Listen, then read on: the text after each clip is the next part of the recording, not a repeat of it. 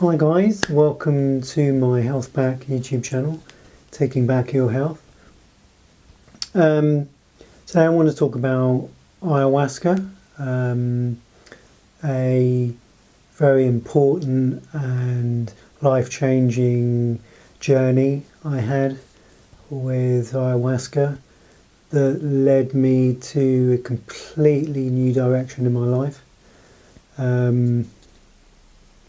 One that was very powerful, and for those who have done ayahuasca, who know what I'm talking about. For those who haven't, it's not recreational. It is a very healing medicine that really speaks to you and works on your most inner turmoils and healings, and is amazing, really is. But I'll take you back a bit just to give you some insight what led me to this wonderful journey. Well, in the end of my first year at uni, I was sitting around with a friend and we just started talking about backpacking, and we chose Latin America, Central America. Now this isn't where I took ayahuasca, but it's the start of the journey for me. It's where it kind of put the first dot on one of those sketch things where you join the dots and then it makes the picture, that sort of thing. Where this is what opened me up to adventure, to discovering myself, to losing myself, to, meeting various amounts of people and being uncomfortable, being in the unknown, feeling alien sometimes.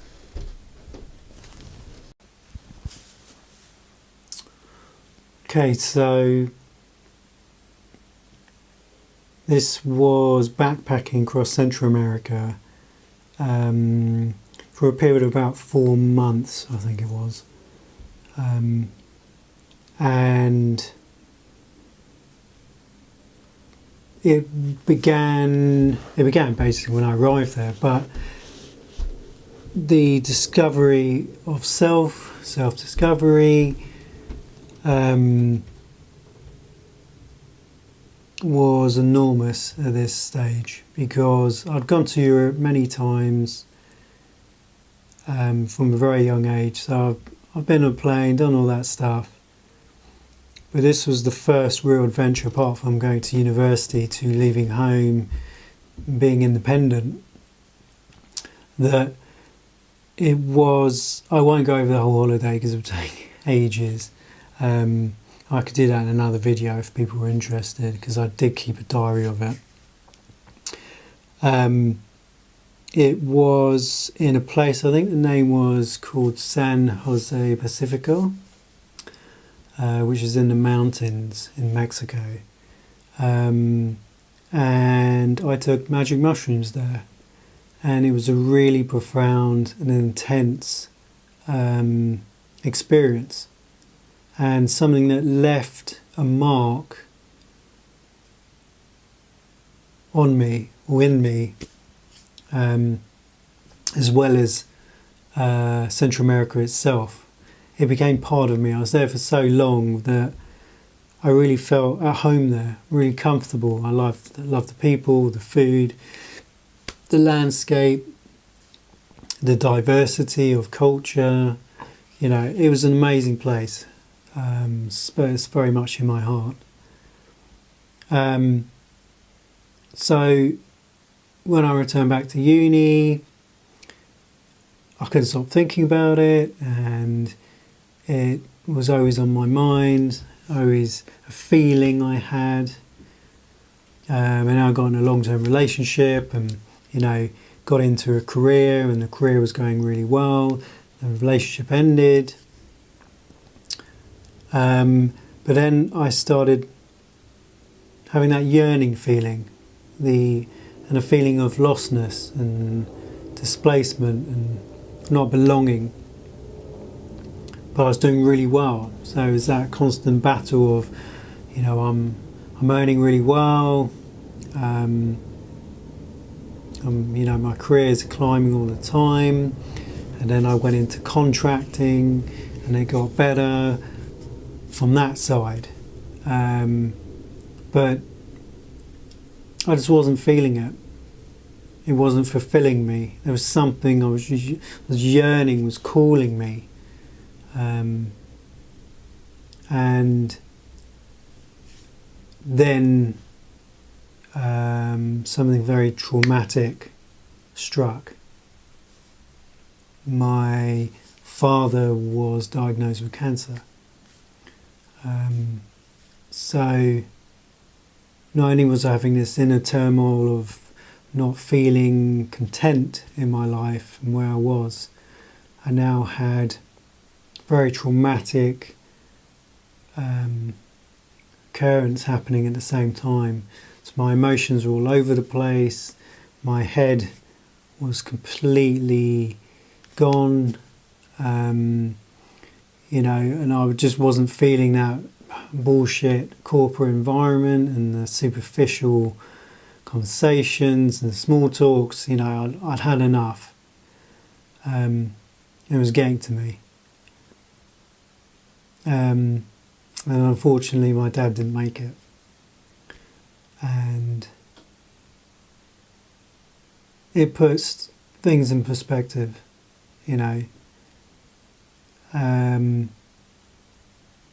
that I need to stick with this. I'm probably making more of a meal of it than it needs to be. So I got stuck into joining clubs, rugby clubs, rowing clubs, getting fit, and then it's pretty much when my health journey began, because this is about a decade ago, and I didn't understand cancer at the time. I just let the usual remedies come into play, the hospitals, the chemo and all that stuff, and believed that it would work and had faith in that.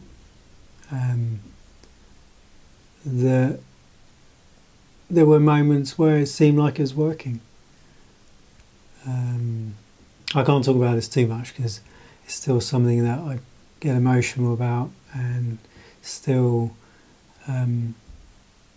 affects me. But I began to feel that I was doing something. I was like, stop having the fear, stop saying no, just do it, get out of your comfort zone. And for a while it worked, and I felt more me than I had in a long time. But as time goes by, like anything, you feel like you're comfortable, so you go, oh well, I'm not going to make a change because it's kind of comfortable. But with anything, you leave it long enough and those feelings return, and return they did. So I kind of started thinking about the times in my life that had the most impact, and I started thinking about Latin America and this time South America, and I was thinking, well, I emotionally and mentally need that. So I decided to go on to see, a shaman, or shaman, however you pronounce it, and read so many reviews and spoke to so many people who'd been, and decided on Peru. So I just did it. Bought my ticket, because I was a contractor. Just said, right, I'm off. Still was intending to come back, and left. And it was a real journey even getting there. I mean, the whole thing was a journey, but I think it took like 2.5 days, 3 days. And a lot of it was like waiting for planes between like 1 and 3 in the morning, and then having to stay in the airport for like 12 hours each time. And, it was really tiring. But, I met some really interesting people and shared some great stories, and there was other people on their journey and seeking ayahuasca. So that was insightful and fun. I did enjoy that, albeit I was exhausted, but it was good. And then I knew what to expect from Latin America, from Peru, because I've experienced it through Guatemala and Honduras and Mexico. But it was, it was November time, so really cold in England and dark, and there it was super humid and hot, and bright. So, and quite chaotic when I got there, noisy, everyone trying to get me to take a taxi with them, the usual stuff, but all exciting. I love it. I won't go into the whole journey, but just to give you an idea of transitions and bang to changes. But I felt good, I felt like this is definitely right. This is me. And I already felt like my soul returning, all that trauma and emotions that I was leaving behind for a while. I was able to be myself for a bit.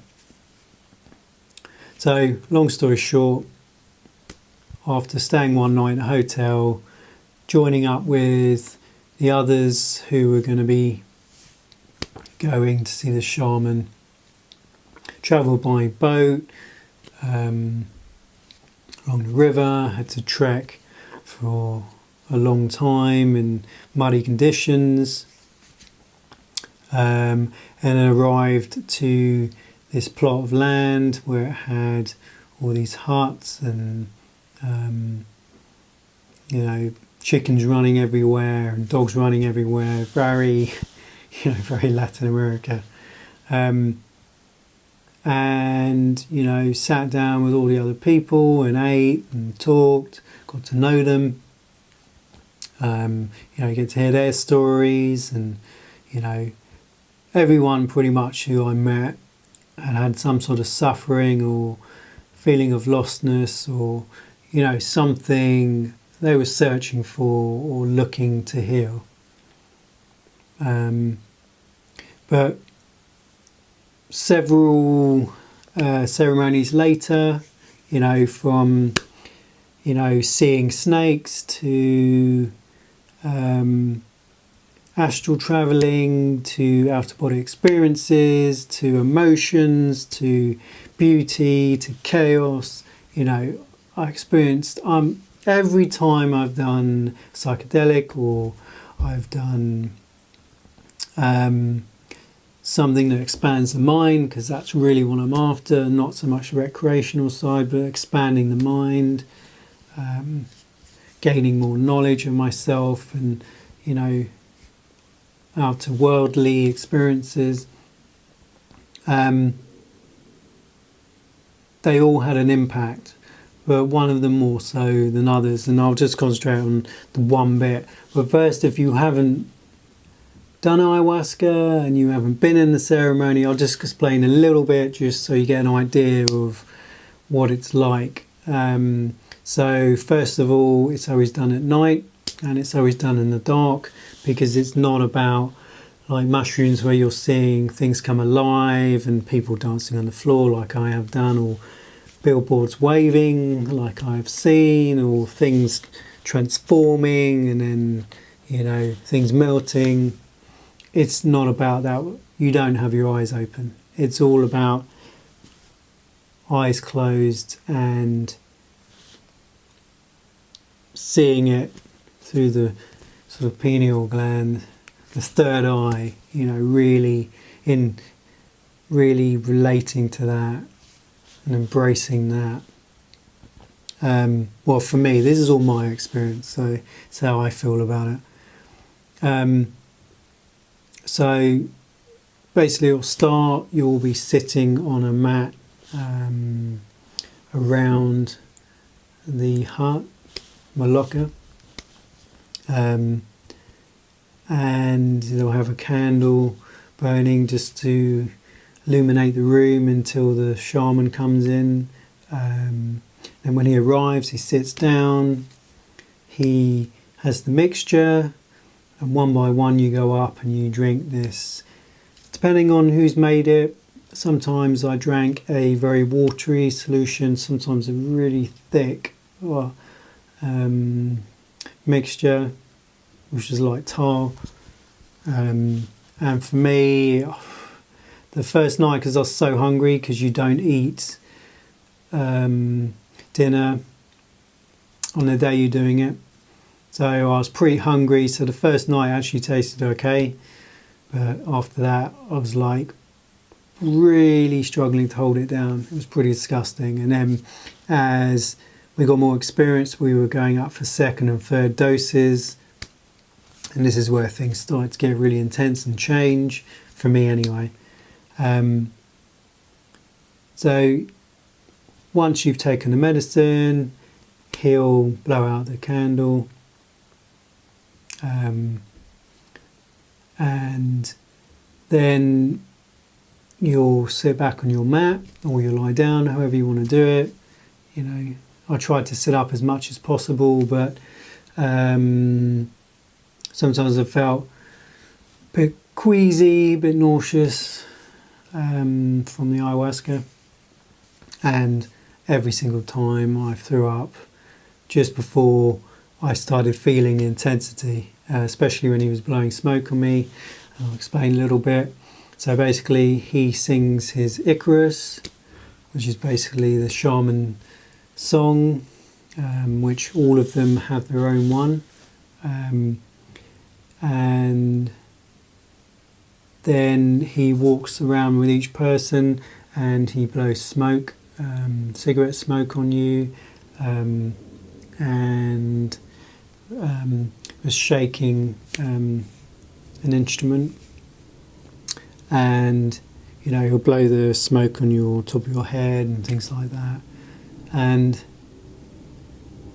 every time he came to me and he did all that, I then heavily throw up. I mean, like hardcore throw up, but in doing so it was almost like it was a healing thing for me. It was, they call it the purge. So I was purging all this negativity and all this, fear and stuff that I built up, either to do with the ceremony, because there was a little bit of, agitation towards it, or fear of stuff in my life. But guaranteed I would throw up without fail. And I've also made my own brews at home. Same thing. Doesn't matter who made it. Guaranteed. So basically, once I did, I then felt the intensity suddenly come on me. and away I was, gone. Travelling, astral travelling, visuals, whatever it may be. But with this particular one, it was very powerful. I felt it, the energies from toe to head come up my body, and then I could feel, this violent sort of vibration, this sort of red ball in my core that was so erratic, and I was violently shaking, and I was in an unrecognizable world. I mean, it was very alien. And before I got there, I'd been like floating through space with waves of energy, and I came to a cave that was unrecognizable. I didn't recognize the material, and it had these beings that kept transforming super rapidly, but I couldn't quite make out who they were. And I'd be transported to a sort of gate that had these symbols where I didn't recognise, and it was a solid material, and it went on for miles either side, and I couldn't get through until I was invited. And once I was invited, I sat in this chair, and then I had these strange beings sort of, touching all over my body, and it was a very sort of powerful sensation when they touched me, and would feel very emotional when they did. But when I transported from there to this sort of land, this world, I could feel, but the violent energies and the red flaming ball in my core was my current situation. It just felt like that's where I was. I was all over the place. I wasn't in unison with who I am and what I was doing. It just didn't meet up. And I could feel all those negativities that I was feeling at work, and that horrible corporate environment, and the bullshit, and the meetings, and the talking downs, and the having to go out with them on a Friday because otherwise they would start commenting about you, all that sort of stuff, and then once I started to recognise in this world that this wasn't for me. It suddenly turned into I was back in the hut, and I could see the hut perfectly, but I had my eyes closed, and it was dark, and there was a storm at the same time. So just as I transitioned back, this huge storm and this strong breeze, the rustling of the trees, and I could feel the intensity, and I could feel one with nature at the point, and I could feel it was me.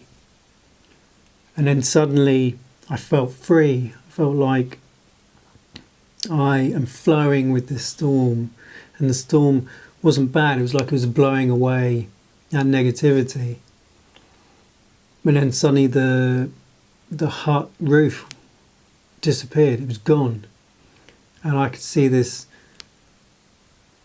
galaxy, this world up above me, the stars,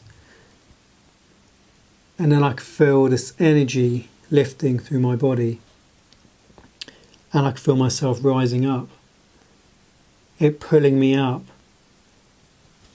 but in a positive way. And I started to feel amazing, and I started to feel free, and It was almost like it was an out-of-body experience. I feel myself raising out of my body, my soul lifting up, and becoming part of an outer worldly place. That it just made sense that I needed to be free from what was holding me back, what was making me unhappy. And this be reconnecting with me and my environment and the right environment and the world and the travelling, the stuff that made me feel whole. It just made a life-changing experience for me. And I could feel this at the same time when I was on this journey in this particular ceremony. I could feel these emotions, these thoughts, and these visuals. And I always have visuals, whether it's mushrooms or ayahuasca. It doesn't matter if it's small, it's something. I always have the visuals. And when it was all over, I felt, wow. If for those people who've done it, they know what I'm talking about. But I felt elated. I felt calm, loving, passionate, connected. I was feeling all these things that had gone for so long that I felt super comfortable. And there's a feeling I remember back in Central America before, but even stronger. And it was great, but I'd done it with these other people around me, and it was great to hear their journeys and what they got from it or what they didn't get from it, whatever. But just connecting again with real people, with real experiences, with people really identifying, but they're at a loss, or they are lost. I was lost. There's all crossroads, and it made so much sense for me to do something like this with people who are on the same position in life. And so, after that ceremony and a couple of more, I then went on, stayed with some other people I met, and I was invited to their ceremonies, and they were amazing as well, because it was with other indigenous people, other Peruvians, other foreigners, and one particular, just small glimpse into one of them I had. But this Shipipo woman came to do a ceremony, and this was a watery brew, so it was actually really easy to take. And I was the only one who had visions, funny enough. And I was lying there and just felt totally normal. I turned to my side, and there was a man sitting next to me smoking a pipe, and he was wearing a hat. And I was like, oh, hey, how's it going? That sort of thing, And I was like, this is a bit weird. Why is he sitting right next to me? Still with eyes closed, still dark, but I could see him perfectly. And I was like, okay. And he just smiled at me, smoking his pipe, didn't say anything. And then I looked down, and then suddenly I wasn't there anymore. We were both in the forest, deep in the jungle, deep in the Amazon jungle. He was in a massive lake, and there was all trees around. I could feel the atmosphere, I could hear the noises. And then I was like, well, hang on. How's he in the water? So I looked down, and he was half man and half fish. And I looked down into the water and I could see the other part of him, and I could actually feel like I was in the water. And that was an amazing experience. And little did I know, but he was actually in a book, and he was the guardian of the forest. And he comes in different disguises and tricks people. I've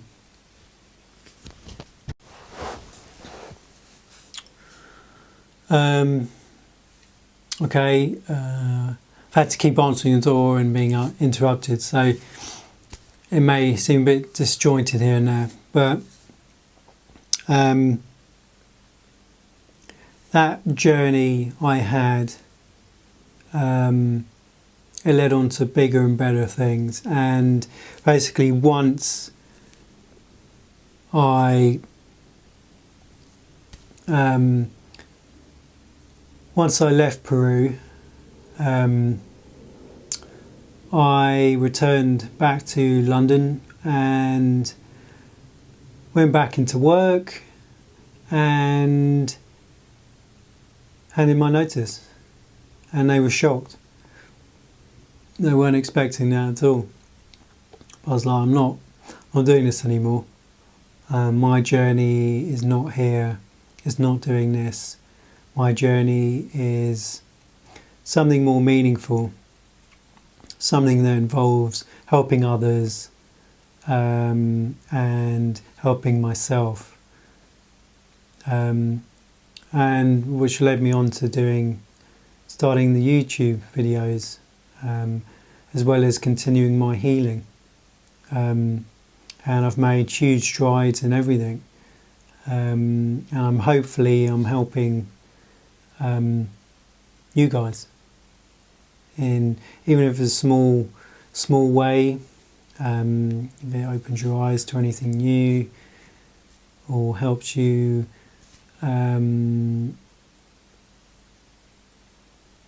find the answers which you couldn't find on the internet. I mean, whatever it is, I hope it helps. But basically, it was a huge changing life experience, and one that I would definitely recommend, and I haven't felt a need to do it in a while, in a couple of years actually. Will I do it again? Probably. When? I don't know. Will I go to Peru again? Maybe. Possibly do it at home. I don't know. I haven't felt the need to do it again at the moment.